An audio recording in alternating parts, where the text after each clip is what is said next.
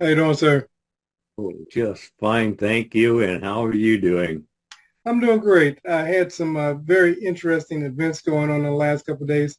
One of them was I had posted a post by I don't know if you know the singer Barry White before he passed. I know of him, but he was like a R&B singer that sung romantic songs to women. So he had this very deep voice. Yeah, sure you're right type voice. Anyway, he had did a talk on Arsenio Hall, and the interview was Arsenio had brought up a point, and the point was Barry White had made a statement about him being God and creating his own world. So Arsenio Hall brought it up on his show, and Barry White said, "Listen, since the age of 16, I started using my mind to create my ideal life, and from that, I've created the life that I'm living. I am the God of my world." And people on my channel just kind of went off because they said, satanic, demonic, all this stuff. What are your thoughts about us understanding the God spirit within us and who we are? Well, people are always asking about the abundance in their life. Well, it's just an attitude, isn't it? It is. Isn't abundance just an attitude? It is. I mean, it clearly points that out in scripture.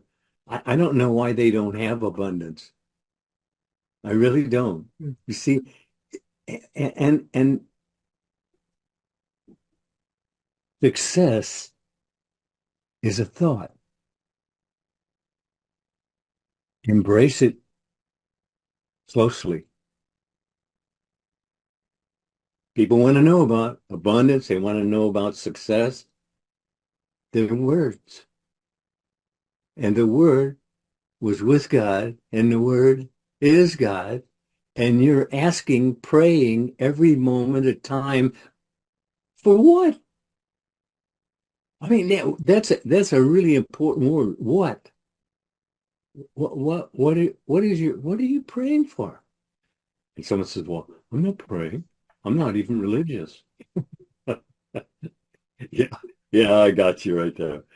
Well, religious or not, you're on all the time and you're asking all the time, but you know what you're asking for? That would be important, wouldn't it? It would. It would.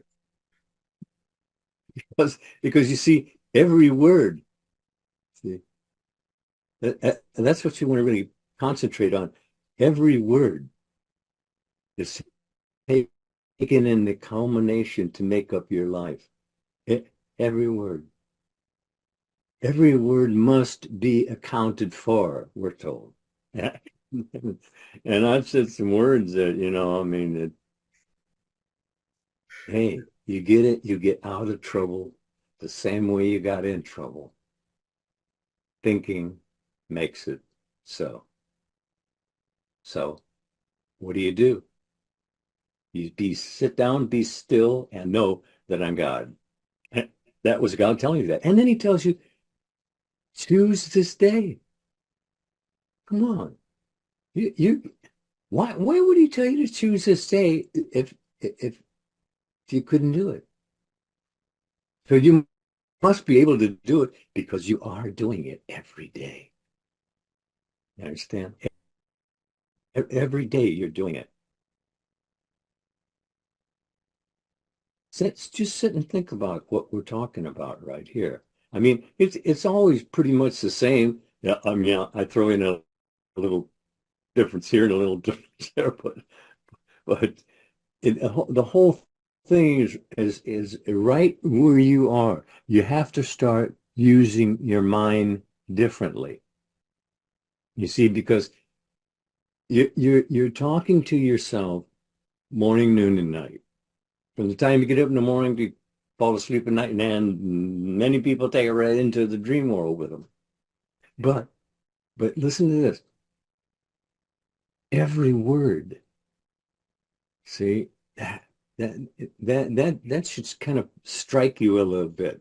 Every word must be accounted for. Every word is taken into culmination to make up your world experiences. Is that so? It is so. It's deep. It's deep though to think about You because know something? I said that. I said it so many times. Oh, that I heard that and I said that myself. Oh, that's so deep. It wasn't. It was deep. I was just a child. I mean, come on. If you're not going to tell your truth to yourself, you're lost anyway. I mean, that's the whole thing. If you're not going to be truthful with yourself, well, then it's just a waste of time. You're not going to get anything out of it. If the whole idea is that you're asking and you're told, believe what you just asked for. It's yours. He's telling you it's yours. Already yours. The moment you put the thought together, it started building. And every time you move in and think from it, that's the secret. Because that builds and builds and builds. And finally you say, hey, I am there. See? But you could have done that the first, no, not actually the first time. But in the first few times, you should have been able to do that. But you see, we're so conditioned to the ongoing drama. We're mesmerized, hypnotized, and people go, well, I'm not hypnotized. Yeah. You're just told to be in the world, but not of the world. See, it caught you right there, didn't I? That's the truth of it. Think about it. As you think you are, you do, you have, you be, on and on throughout the scriptures. So why aren't you watching what you're thinking and approving? I mean, otherwise you'll just be whining and crying about it or just going off on deep end of negative. Look, you can choose your moods. Do so. It's that simple. You're told you can, that you can change your mind, change your world. The first does the second. You see, all you have to do is choose. God does all the work. Jesus told you, I of myself can do nothing. And this is Jesus saying, he of himself can do nothing. Well, where does it leave the rest of us? He says the Father does all the work. Why isn't that the same with you? He, well, he's being creative in your behalf, even if it's negative, right? absolutely, absolutely. You said something earlier, and I want to go back to you said you have to believe what you ask for. Now, most people think that they're believing what it is that they're requesting, but often we know that at a subconscious level, they're not believing. Is that correct? Fully correct. You see, that's what we've all been doing ourselves. We've been fooling ourselves all along. You see,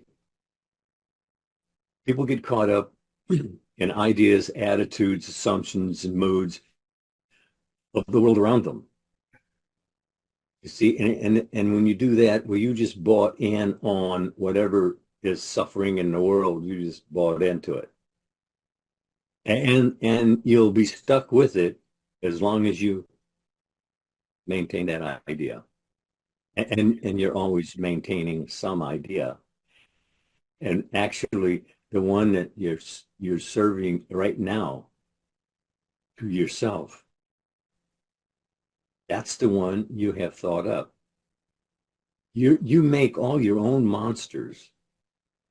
Believe it.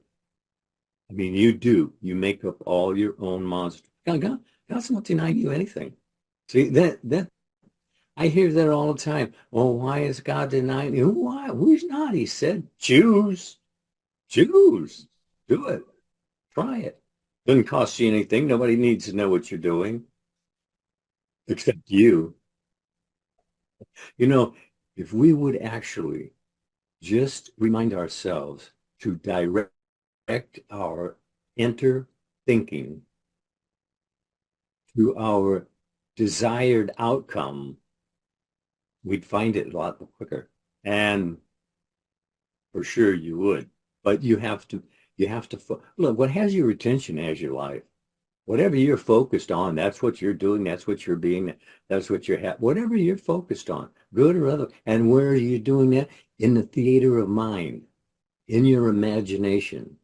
And if you want proof, since everything is imagined, I mean, everything is imagined, what else is there? That's God himself. He said, I'm with you always, I will never leave you. Like I say every time I say that, immortality. You see, you're an immortal, but it's just broke up until you kind of figure it. You don't really figure it out, but you get the revelations that bring to your remembrance, and that's what he left you. He left you a remembrancer, and as long as you're remembering, you see, you'll get it. But you have to be conscious of what you're allowing yourself to think about, because consciousness is always being objectified. You're experiencing it moment by moment because you're imagining it moment by moment. Every thought, my waving my finger. See, that's just, I had to think about it first before I could wig it. See, and I just did again. Look, you're so used to you just running off the mouth. You're so used to you doing so. You find it difficult, really difficult at first to even catch yourself. Yeah.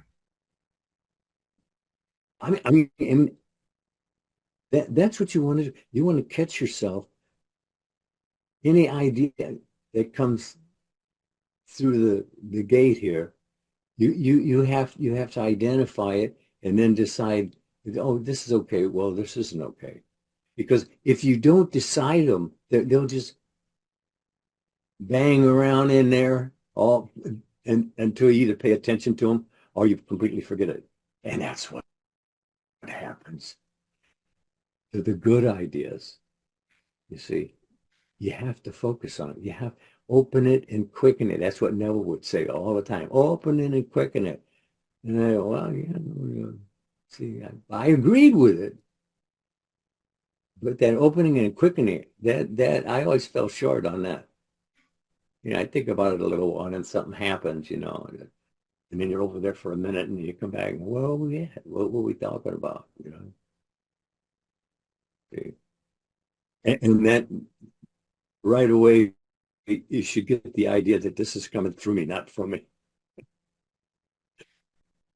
It would really be a bowl of mixed beans if I had to remember it. And what did I tell you? One of the first times that I had to prepare for it, I wouldn't be here. And every day I have proof of that.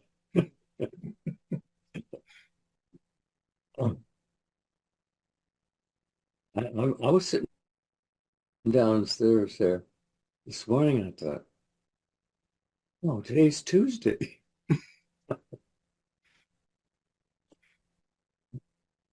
My wife just shakes her head.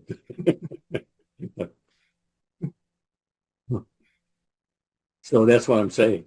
It is coming through me because otherwise, if I had to remember it, I got cards here to remember the numbers on to get the station.